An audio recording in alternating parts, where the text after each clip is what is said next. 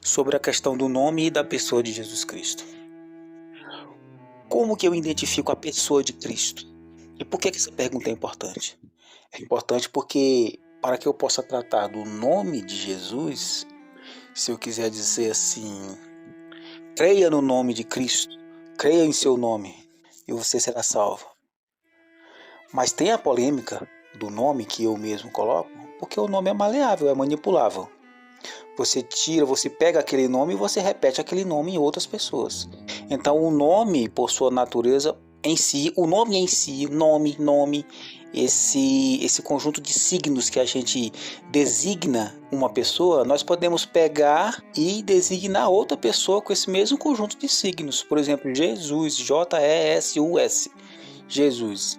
Então, ele é manipulável nesse sentido, no sentido de que você pode designar qualquer pessoa com ele.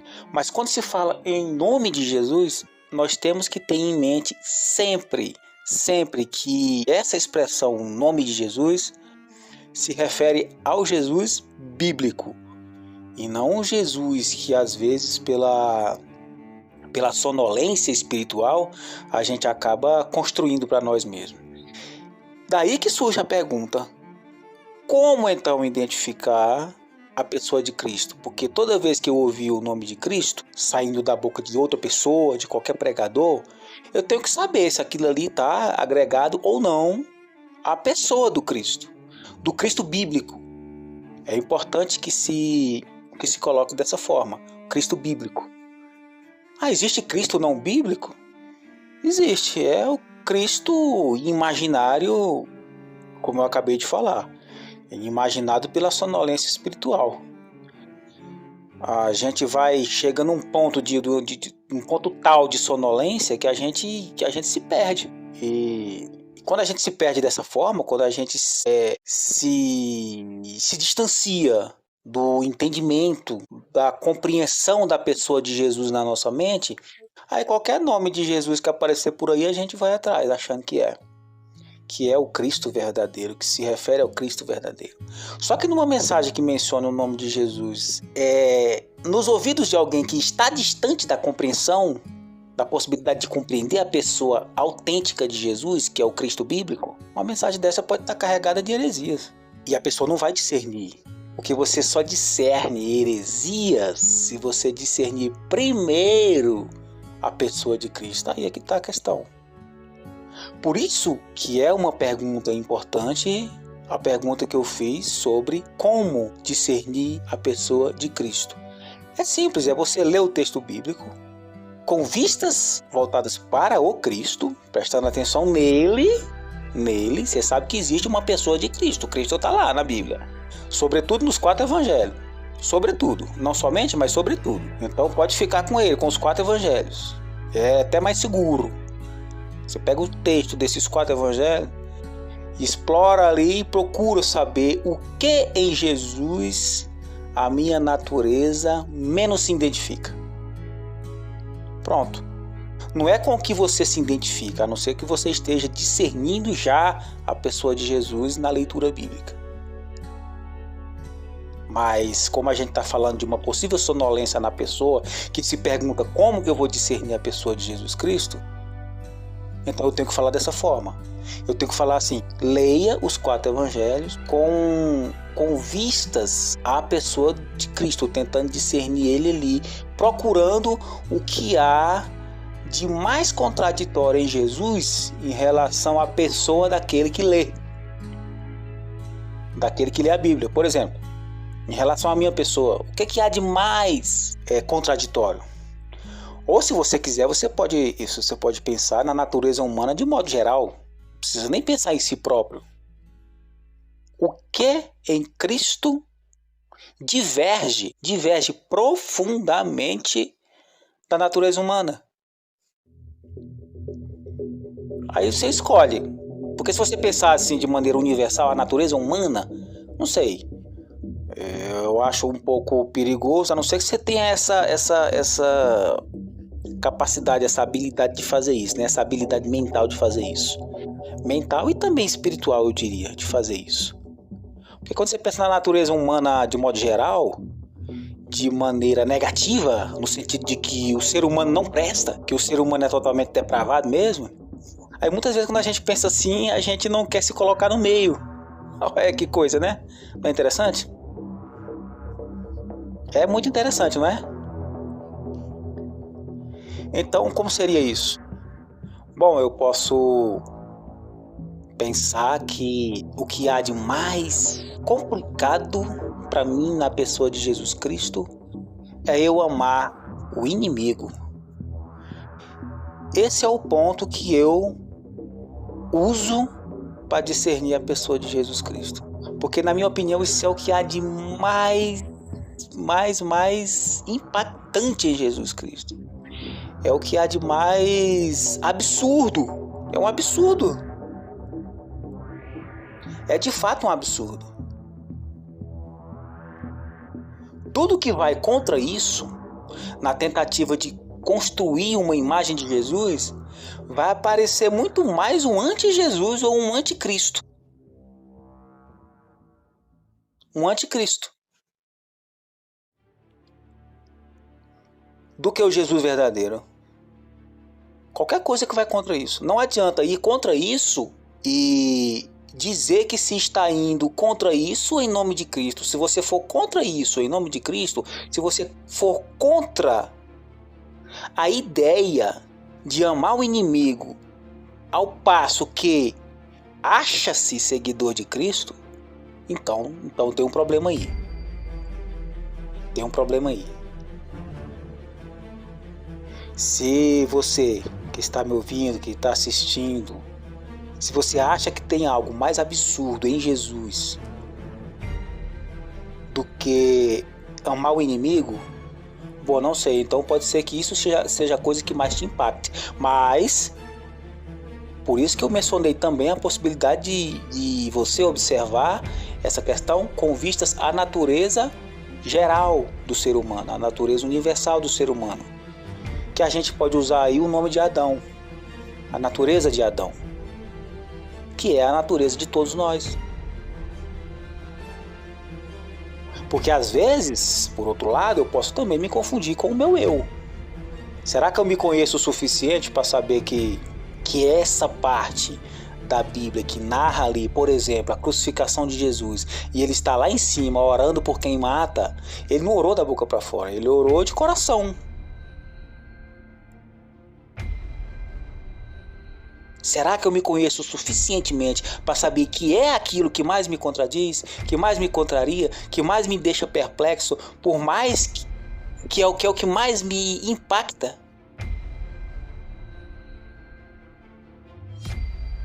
Como que eu vou saber? Aí tem que se conhecer um pouco, tem que ser honesto consigo. Mas se você quiser entender ou analisar a questão com vistas à natureza universal do homem, ou seja, a natureza de Adão, vamos usar aqui o nome dele, então pega lá em Gênesis capítulo 4, depois da expulsão do Jardim do Éden, a expulsão do Jardim do Éden, logo após ela, ali em Gênesis capítulo 4, o primeiro pecado fora do Jardim do Éden é o pecado da violência, é o pecado do homicídio. Essa é a natureza de Adão e essa é a natureza de todos nós. No fundo, todos nós, no fundo, lá dentro onde Jesus analisa, eu não estou falando da superficialidade da existência, de uma análise superficial, que não é uma análise, é só um contato com o primeiro, é só assim, fruto de um primeiro contato, né, com a natureza humana. Eu não estou falando disso não, eu estou falando de um contato profundo, aquele onde Jesus acerta, onde ele, lá no coração do homem, lá no íntimo, onde ele pisa, porque o íntimo mesmo do homem é um ambiente onde só Deus pisa, só Cristo pisa. Até as ciências psicológicas têm dificuldade. Cristo não, ele pisa. Não é a palavra de Deus que divide juntas e medulas, que vai até o mais íntimo do ser humano, não é? Pois é ele, é Cristo.